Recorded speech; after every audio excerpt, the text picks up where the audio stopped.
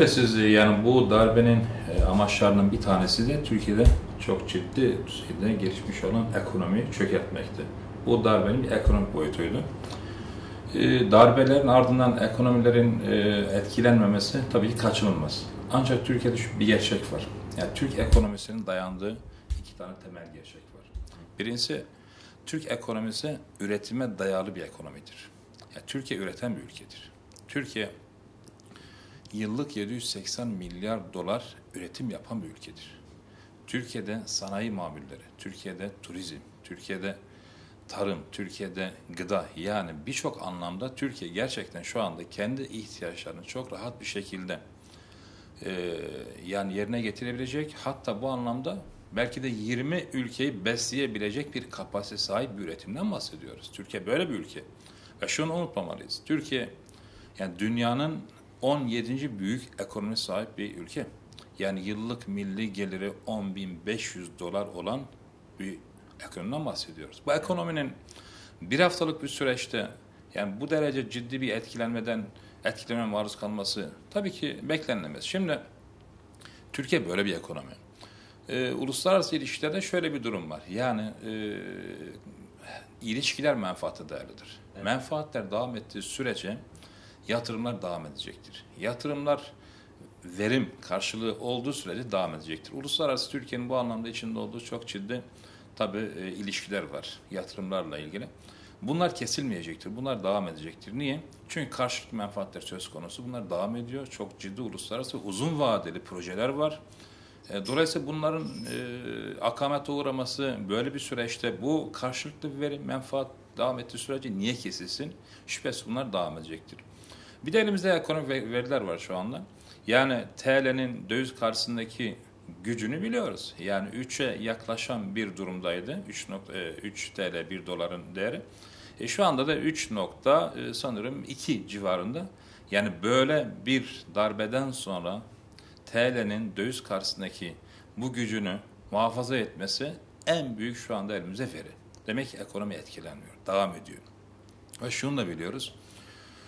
Uluslararası tabii anlamda Türkiye bu anlamda çok ciddi yatırımların akacağını da duyuyoruz. Yani darbeden sonraki bir haftalık süreçte 5 milyar dolarlık bir yatırımın gerçekleştiğini söylesem kimse inanmaz. Darbeden sonraki bir haftalık süreçte bakın 5 milyar dolar bir yatırım gerçekleşti. Evet. Böyle bir süreçte. Ve yine çok yakın vadede ekonomi yetkililerinin açıklamalarından görüyoruz. Mesela çok yakın bir süreçte Avrupa'da bir şirket 9 milyar dolarlık bir gaz, enerji yatırımını yapacak Türkiye'ye. Yine bu anlamda çok yakın vadede Arabistan'da bir şirketin 12 milyar dolarlık bir 12 tane çok ciddi işte lüks 5 yıldız belki 6-7 yıldız düzeyinde bir otel alımı söz konusu olacak. Yani bunlar çok yakın vadede. Şimdi bu yatırımların devam ettiğini görüyoruz ve yine yani El Cezire kanalına dayanarak vereceğim bir bilgi.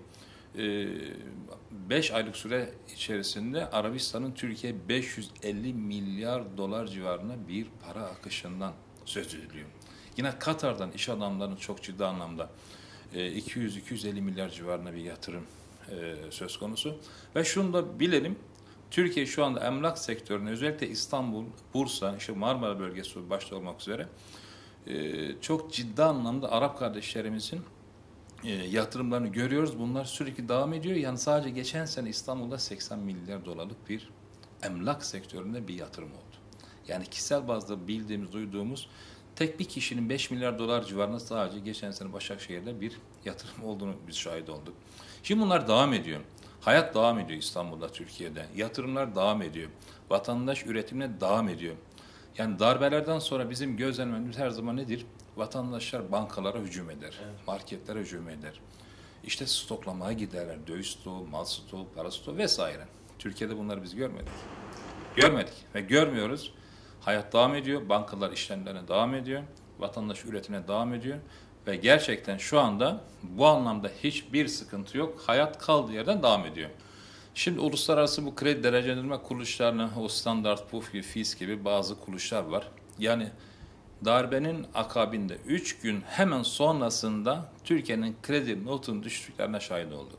Ya bu gerçekçi olması mümkün değil. Çünkü 3 gün içerisinde hangi verilere, hangi kayıtlara dayanarak böyle bir açıklama yapıyorsunuz? Mümkün değil. Bu ekonomik gerçekler noktasında böyle bir açıklamanın olması, yani kabul edilmesi mümkün değil. Niye? Bu darbenin uluslararası boyutta desteklendiğini göstermez mi? Zaten başta da söyledim ben, darbenin iki boyutu vardı. Birisi siyasal istikrar, ikincisi de ekonomik boyut.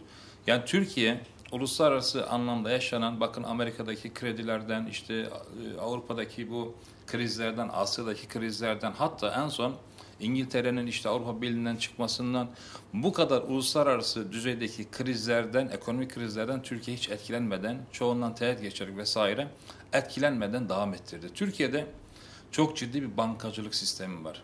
Etkilenmeyen, gerçekten bu anlamda uluslararası anlamda güven tesis eden bir ülke. Türkiye etkilenmiyor. Yani baktılar ki artık Türkiye bu krizlerden ufak tefek müdahaleden etkilenmeyecek. Bunun tek bir yolu artık darbeyle bunu çökertmekti ve bu anlamda buna öncülük eden, hala da uğraşan bu uluslararası kredi değerlendirme işte kuruluşlarının böyle çok talihsiz, gerçek dışı açıklamalarına şahit oluyoruz. Ve bunlar da şu anda inandırıcı değil. Bunları tutmayacak. Ve şunu söyleyelim. Yani sağlam ekonominin temel dayandığı nokta siyasal istikrardır. Türkiye bugüne kadar biz gerçek siyasal istikrardan bahsediyor. Maalesef siyasal istikrarımız da olmamış, uğrunu anlamış durumdayız. Yani bu paralel yapının bütün kurumlara bu derece sızması şunu gösteriyor ki demek ki hala bir istikrar söz konusu değilmiş. Aslında şu anda gerçek bir siyasal istikrar fırsatı, bir imkanı doğmuş oldu bize. Bu süreçten sonra Türkiye'de artık bir istikrar olacak. Ve ben inanıyorum ki artık Türkiye gerçek anlamda siyasal istikrarını daha yeni yakalayacak. Bu paralel örgütün bu sızıntılarını, işte sızmalarını engellemekle, bunları temizlemekle artık gerçek bir istikrara Türkiye daha yeni girmiş olacak. Ve şuna getireceğim ben sözü.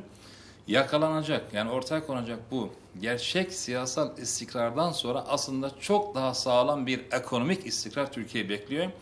Ve bu anlamda ümitli olacağız, iyimser olacağız. Ya ufak tefek tabii üniversiteler kapanıyor, yok hastaneler kapanıyor. Yani ekonomi şeye dağıl dedik biz. Arz talebe bağlı. Burada kapanır, yan tarafta açılır. Yani şurada bir dershane kapandı, şurada bir okul açılır yani. Bu arz talep meselesi devam ettiği sürece kapanan bir kuruluşun yerine hemen anında öbür gün yan tarafı bir tanesi açılır. Önemli olan bu arz talebin devamı, alım gücünün devamı. Bu Türkiye'de şu anda söz konusu, bir sorun yok. Zerraka etkilenmeyecek. Bir de büyük ekonomi içerisinde bunun oranı zaten yüzde kaça tekabül ediyor ki, çok sembolik rakamlara tekabül ediyor. Bunlar etkilemeyecek Türkiye'yi. Yani hayat gerçekten çok hızlı, çok dinamik şekilde Türkiye'de işlediği sürece, ki işliyor, bir sorunla karşılaşmayacak. Çok ümitliyim, çok daha gerçek güzel günler bizi bekliyor diye ben yani ümit içerisindeyim.